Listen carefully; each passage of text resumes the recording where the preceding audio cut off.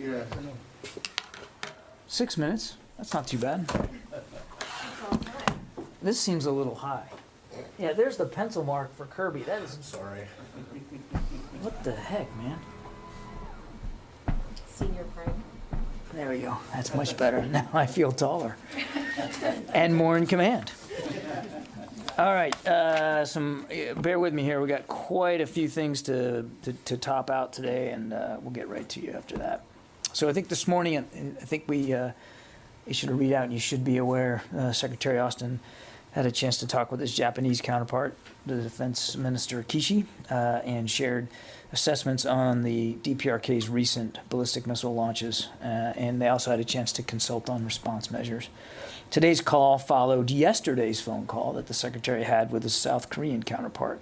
In both of these conversations, each of the leaders condemned these launches, underscored that the launches are a continued threat to regional and global security, and of course stressed that we're going to continue to work with them, our allies, to address North Korea's provocative actions and work toward the complete denuclearization of the peninsula.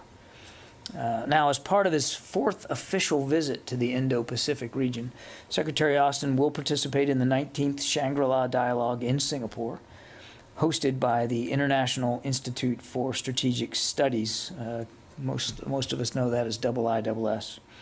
He'll also have the chance to meet with key Indo-Pacific leaders to again advance some of our defense relationships in the region. From there, the Secretary will travel to Bangkok as the United States and Thailand take important steps towards modernizing the U.S.-Thai alliance and expanding the depth and breadth of our military cooperation.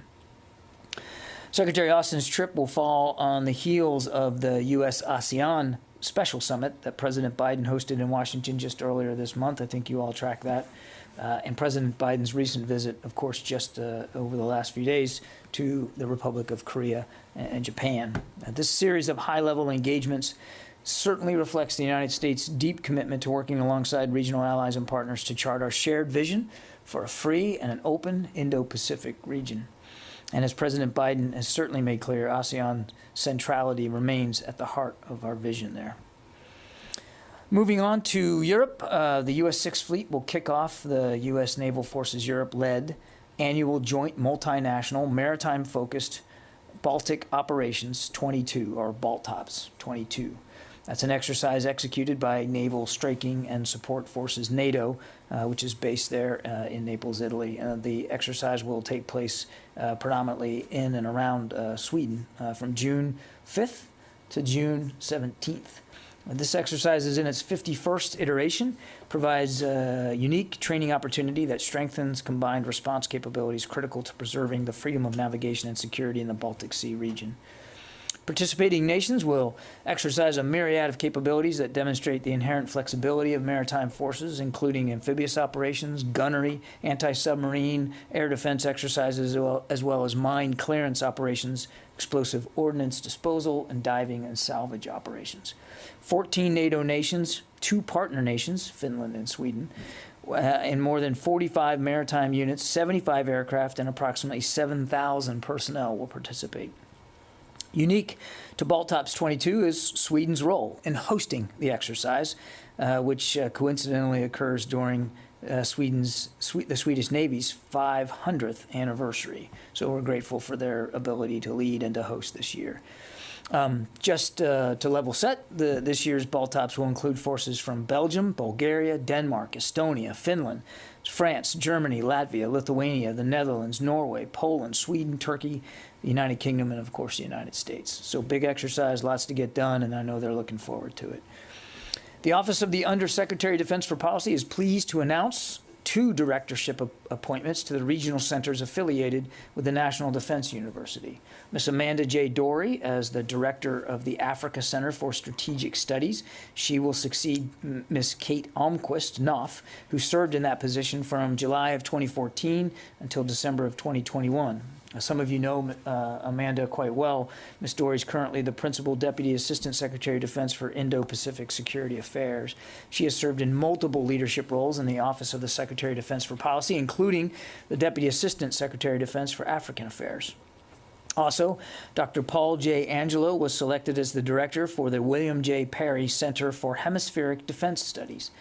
He will be succeeding retired Army Lieutenant General Frederick S. Rudesheim, who served in the position from February of 2018 until May of 2022, in other words, this month. Dr. Angelo is a fellow for Latin American Studies at the Council on Foreign Relations, where he researches migration, insecurity, and strategic competition in the Western Hemisphere. The whole department would like to express our gratitude to Ms. Almquist-Knopf and to General Rudesheim for their dedicated service to the nation. Both are recipients of the Secretary of Defense Medal for Exceptional Public Service, and of course that's very well deserved. And then finally, with Memorial Day coming up, Arlington National Cemetery is going to be honored to host the first Flowers of Remembrance Day this Saturday, May 28th, from 9 a.m. till 4 p.m. at the Tomb of the Unknown Soldier. Flowers of Remembrance Day will pay homage to the first official Decoration Day, now known as Memorial Day, which originally took place at the cemetery in 1868 as a way to honor the sacrifices of all those who fought and died in the Civil War. This first Decoration Day featured a procession from Arlington House to the Tomb of the Civil War Unknowns and further into the cemetery, where people decorated the graves with flowers. This became an annual tradition and established Arlington as the site of the nation's official annual Decoration Day observance. Arlington National Cemetery historians will be able to offer history talks at 10 a.m. and 2:30 p.m. in the center of the Memorial Amphitheater to share the history of Decoration Day. An optional walking tour will follow the 10 a.m. talk only. Flowers will be provided, or members of the public may bring their own any long stem flower to place at the Tomb of the Unknown Soldier. I'm asked to remind folks that visitors should not bring vases, wreaths, or flowers with any packaging or plastic containers. The public is also encouraged to bring water and wear comfortable shoes for walking to the Tomb Plaza. Any of us have walked Arlington National Cemetery know that comfortable walking shoes are a must. And with that, we'll take questions. It looks like Lita, you're up first. Thanks, John. Two quick things and then a Ukraine question. First, can you say as of today whether or not there are any U.S. military troops in Ukraine at all? And do you expect that to change? And just a quick one on the naming commission. Does the secretary have to wait until the final report is out in later this year before he takes any action on any of the new base names? That's probably just a yes or no. And then I have a third. Does the U.S. military anticipate any role at all in the effort to get more of the grain out of Ukraine? Thanks. Okay, there's no way, and I'm going to remember all three of those. So, on troops in Ukraine, the president, the commander-in-chief, has been clear there are not going to be U.S. troops fighting in Ukraine, and that is the case today.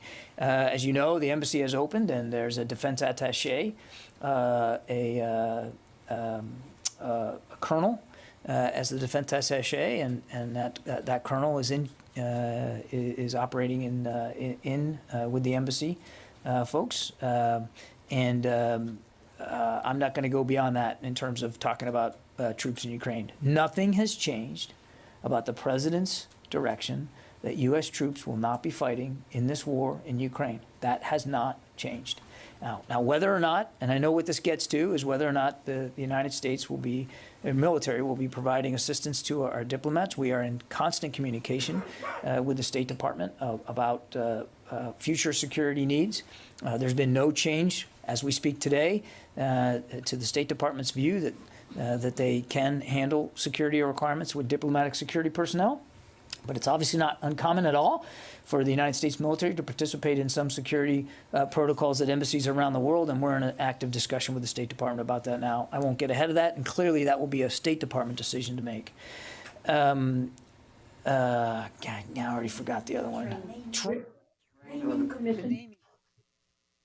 these down. The Secretary has the authorities to approve the recommendations of the naming commission.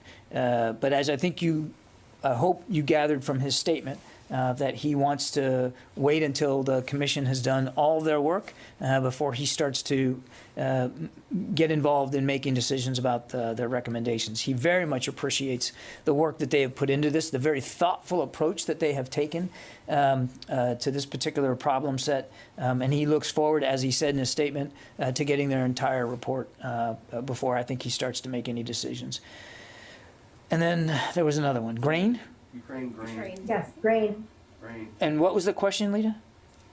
The question was, is there any thought toward using U.S. military in any way to help facilitate the movement of grain out of Ukraine? Now, Lita, there are no plans to use the United States military or military resources or assets to assist in the movement of grain outside of Ukraine. Okay, what else? Tara. Last year during COVID, troops helped with the movement of vaccines. They helped distribute vaccines. They've helped with baby formula. They've helped secure the wall. Is there a role for U.S. troops to help protect American school children from the shooting like the one that happened in Uvalde this week? I mean, I certainly know of no efforts, requests by local governments or state governments to have the United States military involved in that. I would. So I know of no role, no perceived role, no pending request for assistance in that regard. But I would like to take the opportunity to echo what Secretary Austin said yesterday at the Air Force Academy and expressing, as he very eloquently did, the condolences of everybody in the Department of Defense for the people of Uvalde, particularly those families that are just going through an unbelievable time of mourning and sadness right now. But just to kind of push on that a little, the state governors didn't have to ask for the military to help with baby formula, right?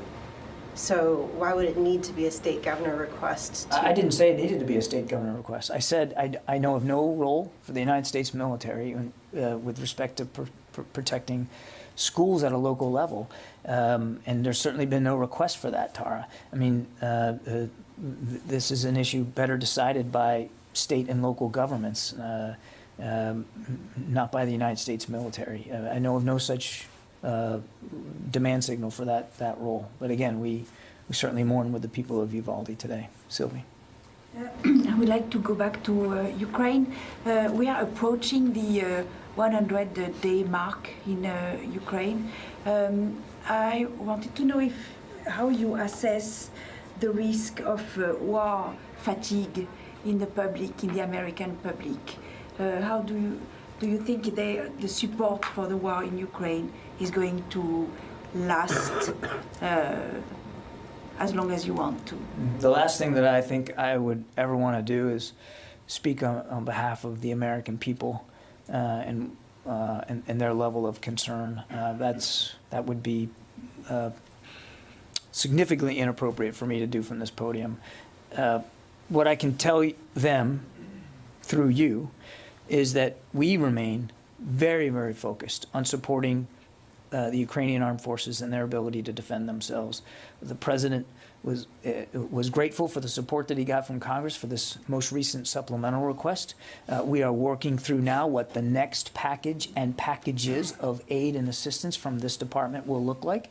No decisions have been made, no announcements on the next aid package, but we're certainly working our way through that. And it's been very clear to us from the commander-in-chief himself that we're going to take seriously our responsibilities to help Ukraine better defend itself. And so we're going to be focused on that. And as we've said, gosh, many times, we're going to do this as long as we can and as fast as we can. And nothing has changed about that, Sylvie. Yeah, Travis. Thanks, John. So you said that there will be no U.S. troops fighting in Ukraine, but you've also told us that there's at least one U.S. service member in Ukraine. Well, the question was, are there any forces in Ukraine? And I mean, I'm not going to, obviously, there's a defense attaché who is a military officer, so. No. So you're saying that the troops will not be fighting in Ukraine, but you said that there is at least one U.S. service member in Ukraine who is not fighting. So are you reserving the right to have troops in Ukraine who are not involved in combat? That is not for me to say, or even for the department to say. That is going to, if there is going to be any U.S. military security assistance to our diplomats, that's going to be between Secretary Blinken and Secretary Austin, and of course a conversation with the president as well, as to whether or not it's appropriate for there to be any U.S. military assistance to the security element there at the embassy. We are actively talking to our State Department colleagues about that right now. No decisions have been made. Okay. And if I could just follow up on the naming commission stuff, one of the things that wasn't clear when the commission was describing the process is they were saying that this report will go to Congress and then Congress will provide it to the secretary. What's your understanding of that? That Congress can change that report or give the secretary whatever version of that report of those names that it wants to? Or will the secretary actually receive that exact report that was produced by the commission and make his decision based on that? I mean, look, there's a whole process here. So while the announcement of the recommended names occurred, the department's implementation work will not commence until after the Naming Commission submits its congressionally mandated plan. As I said, the secretary appreciates the work that they've done. We're not going to make any decisions or move forward until they've completed their work. We're not going to implement the commission's plan until at least 90 days after the commission has briefed Congress and given Congress a written report on its work. So the report is due to Congress no later than the 1st of this year. The commission will recommend procedures for renaming assets, bases, installations, ships, and will release its plan for removing names as mandated in the 2021 NDAA. So it would be inappropriate for me to speak to the plan before it is submitted. And again, I think for further specific information, I'd refer you to the commission. And just to be more direct, I think that the concern is whether Congress can change the recommended names or not. I'm not going to get ahead of where we are in the process, Travis. The secretary won't implement the plan until after they've completed their work, and he's had a chance to digest it for himself and make determinations for himself how he wants to do this. He has the authority to name installations. But again, this is a congressionally mandated commission as well, so we're going to work with Congress going forward. I just don't want to get ahead of where we are in the process. Yeah. So on the call with Minister of Defense Kishi, Secretary Austin spoke about the response measure relating to DPRK missiles. What would those entail? And would they be done unilaterally, bilaterally, or trilaterally with ROK allies? And then well, look, we've already conducted a bilateral exercise. I think we talked about this with Japan's Air Self-Defense Force and the 8th U.S. Army, as well as South Korean military personnel in just reaction to these recent launches, the launch on Tuesday. So that was a trilateral exercise, and I won't speculate about future response actions when we take them, and if and when we can talk about them, we will.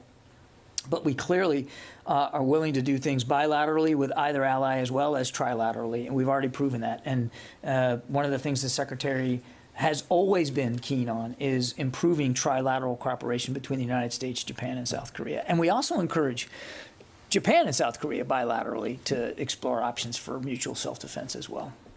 Yeah. And, so the 3 missiles that were fired, one of them is presumed to be an ICBM. You talked about the assessments that Secretary Austin shared. I'm curious what is the DoD assessment on these 3 launches, and what is the DoD assessment on the DPRK's progress in their ICBM development? We'd go so far as to say multiple ballistic missile launches. We know that. We're still analyzing the data and the intelligence from that, and I just don't think I'm going to go into more detail than that. But we're obviously sharing what we think we know and with what our Japanese and South Korean partners are also seeing. But we haven't come to any final conclusions. And again, I don't think I'd get into the intelligence analysis right now. Yeah, Court. You know, there was a time where we used to be able to, within like 24 hours of the launch, we would have a sense of what it was, the assessment was, what they were. And this, I don't even know what day it is, Thursday now. We're like 3 days out from this one. So why is it that the Japanese, the South Koreans, they give their assessment within hours, sometimes even less than that. So why can't the U.S. say whether it was supposed to be an ICBM or if there's something that was that was different. I just don't understand. I mean, for years, we could always get that kind of information much more. No, I Now we would don't just- seem to get it at all. I would just tell you, we're still analyzing the intelligence on this. We're still talking to allies and partners. We just had the call with the Japanese Minister of Defense this morning, and we're just not prepared at this time to lay down what we think we know about these.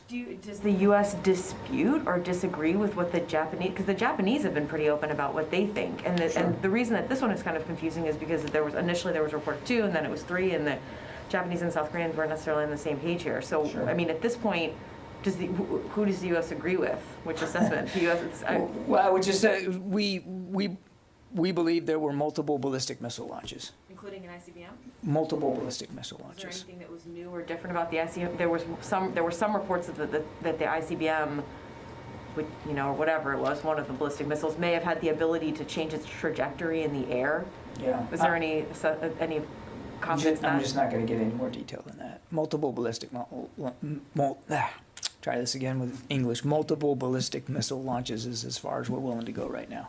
But I do appreciate the questions and they're fair. Yes, ma'am. You had a question? Or is that, did Courtney steal it? She always does that. Sorry. Liz from Fox usually asks better questions than me, too. Well, Actually, I have more than one question. all right, let me get my pen. This is what happens when you approach 60. Go ahead. So first, can you confirm that Russia is withdrawing its forces from Hmeimim Air Base in Syria? And then I'll ask the second one later. No, keep going. I'm writing. Okay, so if you can give us a sense of the department's position on the Turkish threat to launch a new military operation against Kurdish fighters in northeast Syria, and if you got in contact since Monday with the Turkish about this. And actually one more, if you have any information about the claims that Turkey detained the new ISIS leader, Qureshi, in Istanbul. Yeah. So I'll go in reverse order. Can't confirm the reports about al-Qureshi and what we've seen in the press. Obviously, we've been looking at this all day, but we're just not in a position where we can actually confirm that press reporting. On Turkey, I think we're obviously very concerned about the Turks' announcement that they intend to increase their military activity in northern Syria. And I think my State Department colleague, Ned Price, I think really put it much better than what I can. But our concern is obviously would be safety of the civilian population, the impact on continued defeat ISIS operations, because it could draw off potential SDF personnel to away from the counter-ISIS fight, which is obviously what we're focused on in northern Syria, and then of course just the potential for more humanitarian assistance needs. So we've expressed as a government our concern over this. And as for Russians pulling troops out of Syria, look, I'll just tell you what we know, right? We know that they continue to try to replenish their manpower in the Donbass. We know that they have raised the enlistment age now to 50 to allow for even older Russians now to join the military if they can. We know that they've started to pull on some contract personnel from their reserves to try to bolster their efforts. And we have seen some spurious reports, nothing that we can confirm, that they're looking elsewhere for additional manpower, to include pulling from potentially some of their overseas operations. But I can't confirm that specific report about Syria. But it's very clear that, and much of this is in open source reporting, that the Russians are opening up the valves, if you will, to try to create a bigger influx of potential military personnel to be used in Ukraine. They continue to take casualties every single day in this war. We know that they have lost not only soldiers, but they've lost a lot of equipment and weapons.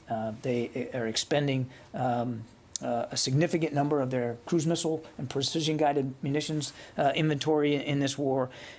So we know that they are looking across the board at ways to try to resupply and replenish themselves. Okay. Yeah, Rio. Thank you. I want to ask you about the Shangri-La dialogue. The secretary said in a congressional hearing earlier this month that he is willing to meet the Chinese counterparts on the sideline of the conference. Has China agreed to meet in Singapore? I don't have any specific meetings to announce or to speak to today, Rio. I mean, I think it's fair to say that, well, two things. The secretary is very much looking forward to going to Shangri-La and to having a dialogue about all the challenges in the Indo-Pacific, to include the pacing challenge of China. And he also looks forward to meeting bilaterally with many of his counterparts. I just don't have a schedule for that to read out or to announce today. Separate question. On Monday, the Chinese and Russian bombers conducted a joint patrol near Japan as the president participated in the Quad leaders meeting in Tokyo. Do you see their patrol as provocative? Are you aware of any activities that were not consistent with international law? Yeah, look, they conducted a joint military exercise on the 24th, which I guess was Tuesday. This was largely a bomber exercise. They flew over the Sea of Japan and continued through the East China Sea and the Philippine Sea. I mean, we know a little bit about bomber exercises, and you don't just throw them together. This one very likely had to have been planned well in advance, because that's what it takes to pull this off. So it's clear that China has and continues to look for ways to prioritize our relationship with Russia versus prioritizing the relationships with other countries in the Indo-Pacific, and clearly quite the contrary is happening, that they are alienating and isolating themselves from many other nations in the Asia-Pacific through their coercion and intimidation. So clearly shows that China is continuing its military cooperation with Russia, even as Russia now continues to prosecute this brutal and unprovoked war inside Ukraine. It also shows, quite frankly, that Russia is prioritizing their ties with China in the East and South China Seas, and not with other Indo-Pacific nations either. So this is we took note of it, certainly, but it's the kind of thing that we know from our own experience. It's not the kind of thing you throw together at the last minute. Let me get to somebody on the phone here. I haven't done that. Jeff Selden, VOA. John, thanks very much for doing this. Wondering, can you expand at all on the types of conversations the Pentagon is having either with the Turks or with the SDF, given Turkey's talk about expanding these buffer zones? Jeff, I'm sorry, but I did not get that question. Can you try it again? The audio is not great. Just a little slower. Sorry, is this better? A little bit. Just go a little slower. I mean, the other thing about approaching 60 is not just the eyesight, but the hearing as well. Go ahead, try it. No problem. Thank you. I was wondering if you could get into any more detail or discuss a little bit more any of the conversations that may be going on right now between the U.S. and Turkey, or the U.S. and the SDF, given Turkey's talk about expanding the buffer zones into northern Syria. I don't have any specific conversations to read out, and I guess, Wafa, you asked about this as well, and I missed that. I apologize. I don't have any conversations or phone calls or anything to read out. Obviously, if that happens, we'll certainly let you know, at least at the senior levels here at the department. But we are in obviously daily contact with our SDF partners in northern Syria as we continue to prosecute the fight against ISIS, and that is the only reason why U.S. forces are in Syria right now, is to continue to go after ISIS, which remains while a reduced, a viable threat. And Turkey is a NATO ally and a valued one at that. So I would refer you to the State Department if, in fact, there's been any diplomatic discussions with Turkey. I know of no senior level communications here from the department with respect to Turkey's announcement that they want to conduct operations in northern Syria. Again, we echo and support the comments of our State Department colleagues who have expressed our concerns as an administration over this proposed operation. Let's see, Jeff Schogel. Thank you. You may have answered this, but I just wanted to ask directly. Has Turkey notified the U.S. government that it intends to launch an operation into northeast Syria? I have no knowledge of an official announcement or notification, Jeff. Again, I'd refer you to my State Department colleagues for that. But look, they've said it publicly. And again, Ned Price over at the State Department already answered for the U.S. government a couple of days ago about this. Let's see, anybody in the room here? Tom? Hey, thanks, John. Good afternoon. In the past year and a half, actually before you all came into office, the U.S. military has been deployed on the Mexican border with the United States, as we all know. That operation continues. Is there any specific reason why Secretary Austin has not yet spoken to his Mexican counterparts? And if he has, I apologize. I didn't see any record of that. I don't. I have to go look and see. I don't think he has. I'd have to go look and see what the record is. But we have General Van Herk at Northern Command has terrific relations with his counterparts in Mexico, and obviously we certainly value the relationship that we have with them. But I don't have a record necessarily of a phone call. Just curious because it is, the southern neighbor, only two neighbors of the United States, Canada and Mexico, and Secretary Austin has spoken with other of his counterparts. I'm going to have to check the record and see. Thank you. Yeah. Or just a quick question for an update on where shipments of weapons and equipment stand. How much of the last 100 million package or the one before that have yet to go in? And what's the schedule on that before you'll need another drawdown authority or another package from U.S.? We've been overlapping them more, or you don't have to wait for one package to be complete or all of them. In fact, we're still closing out the last three drawdown packages. They're done concurrently. I mean, we're not doing them piecemeal one at a time. I don't have the data in front of me in terms of like how much of the last drawdown package has been delivered. I mean, it was just announced a week or so ago, the last $100 million that we had available to us.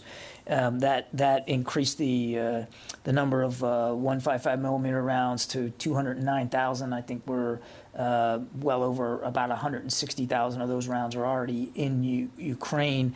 It increased the number of howitzers to 108. And we know that, more than 80 of those howitzers are not only in Ukraine, but they're in the fight in Ukraine. So the stuff keeps going every single day. We keep coordinating it and moving it into the country. But I'd have to, if you really want a sort of a more granular feel, I'd have to take the question and see if we can give you a little bit more direct in terms of where what the package is included and how much we've gotten complete. If you don't mind, I'll take the question and have my guys put together a quick summary. I just don't have it in front of me. Yeah, Louis.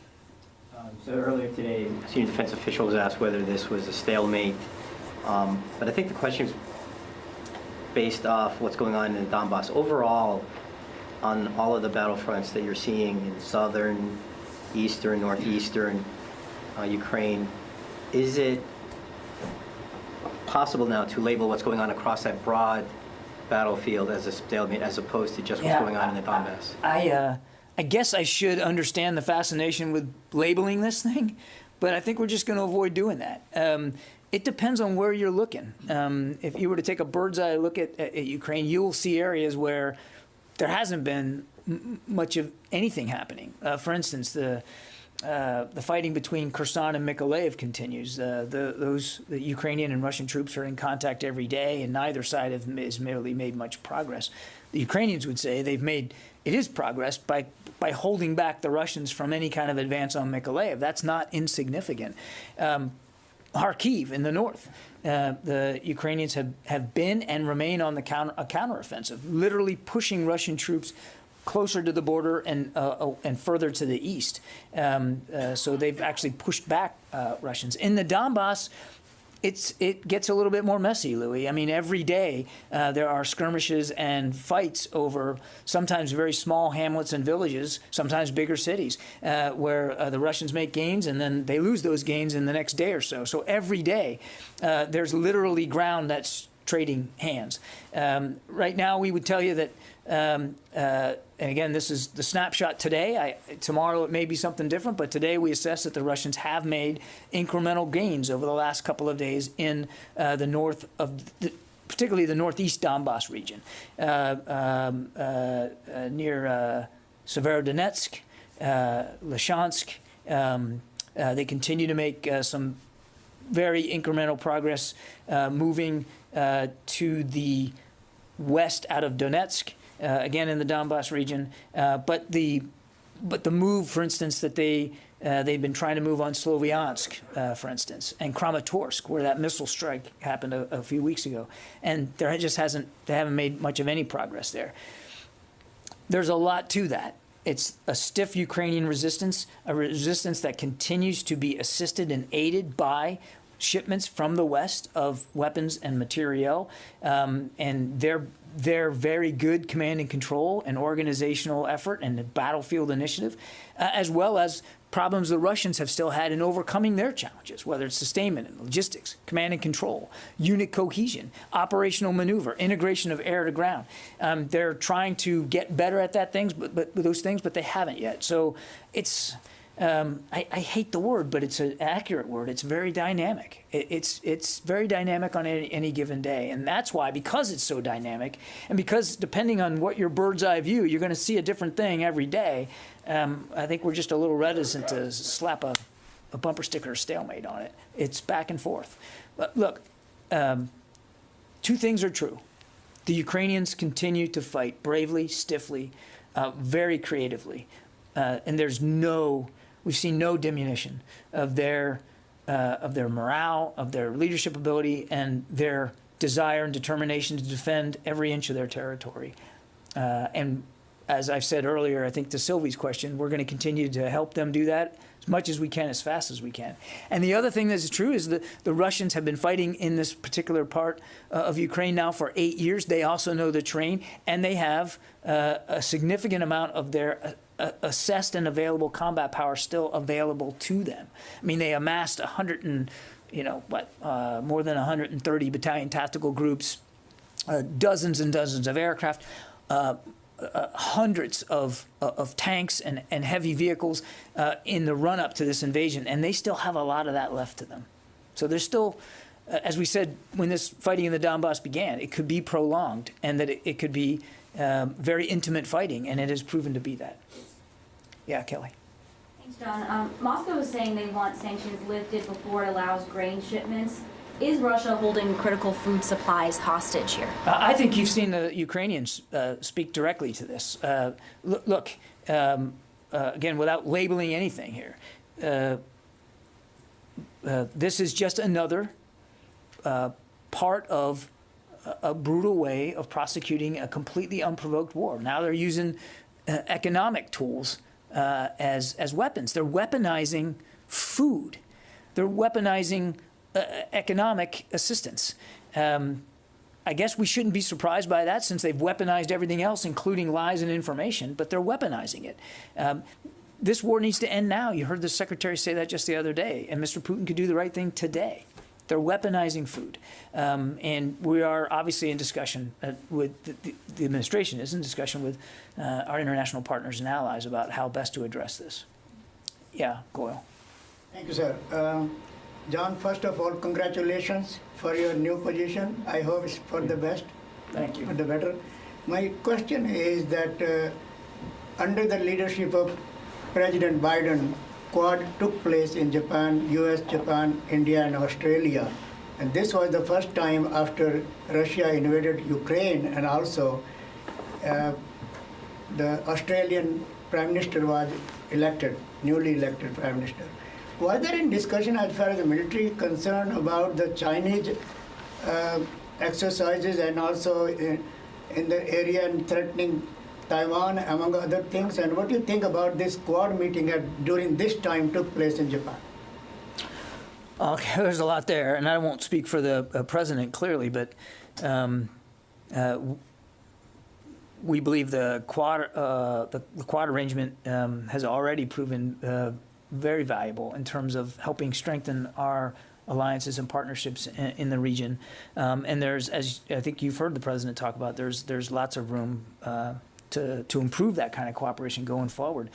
And as for tensions with Beijing, whether it's about Taiwan or the East China Sea or South China Sea and all that, we have been very clear here from this department it remains the pacing challenge that this department faces. You heard the Secretary talk about that yesterday at the Air Force Academy, and we're laser focused on that. It's a key component of our national defense strategy. Look at the budget we submitted and the amount of money we're investing in new research, technology, science, and capabilities, all of it with a mind towards helping us deal with the pacing challenge of China. So again, we're just going to stay focused on this, Goro. And one more finally, is there a real threat by the Chinese to the Taiwan when President said that U.S. will defend Taiwan if there's an attack or anything, something?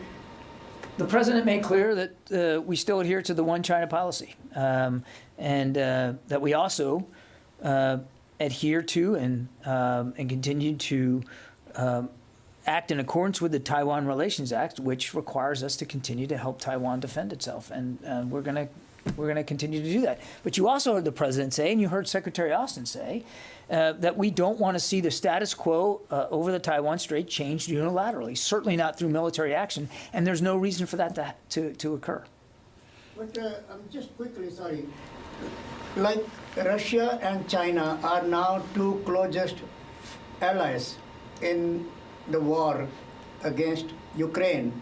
But now you think China will take advantage of the attacking Taiwan because China think that Russia will come to defend them? I can't speak for President Xi and what he may or may not do. I mean, he has made it clear that he at least wants militarily to have the capacity to take that kind of action near the end of this decade.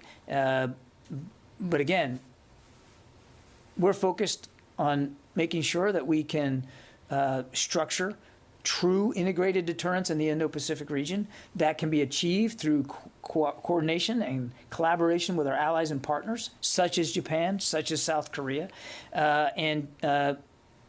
We don't want to see, there's no reason for us to see tensions across the strait come to blows or to any kind of conflict. There's no reason for that to occur. Nothing's changed about our adherence to the one China policy. But nothing has also changed about our commitment to help Taiwan defend itself. Yeah. So China is seeking more partners in the region. Just today, the foreign ministers of the Solomon Islands, they're offering things like scholarships for workers, ways to combat climate change. These are small islands in the Pacific. Yeah. So what's the U.S. doing to counter that, to make new partners in the Pacific? First of all, one of our asymmetric advantages is our network of alliances and partners in the region, which is vast. And we're investing a lot of time and energy, and have, certainly since President Biden came into office, in reinvigorating and revitalizing those alliances and partnerships. First trip that the Secretary took was to Tokyo and to Seoul and to India to make it clear that we're actually putting our money where our mouth is when it comes to investing in these partnerships. And certainly the President's trip just recently completed, I think, rounds that out quite well. It's our alliances, our network of partnerships that China envies a lot, because they don't have that. They might be trying to make these bilateral transactional deals with places like the Solomon Islands, and we've already talked about our concerns with respect to that. But those are transactions, and they're not real partnerships.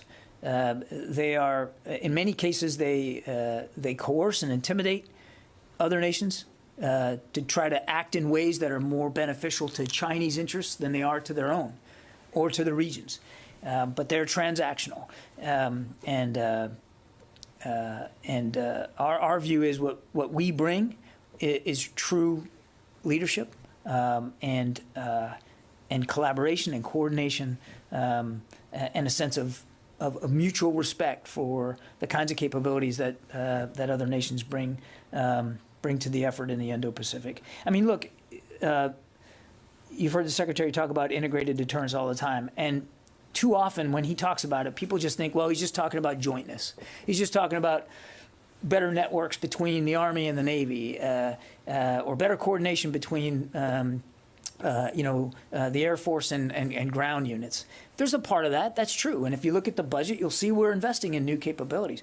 But there's a key part of integrated deterrence that gets left out, and that's folding in the contributions and the capabilities of our allies and partners, because in some ways they can do things we can't, or they can do things better than we can, and the Secretary wants them folded into that. You're not hearing that from the Chinese. You're not hearing that when they have these conversations with people like in the Solomons Islands. It's not about what we can do together. It's like it's a very transactional relationship that is usually very short-sighted.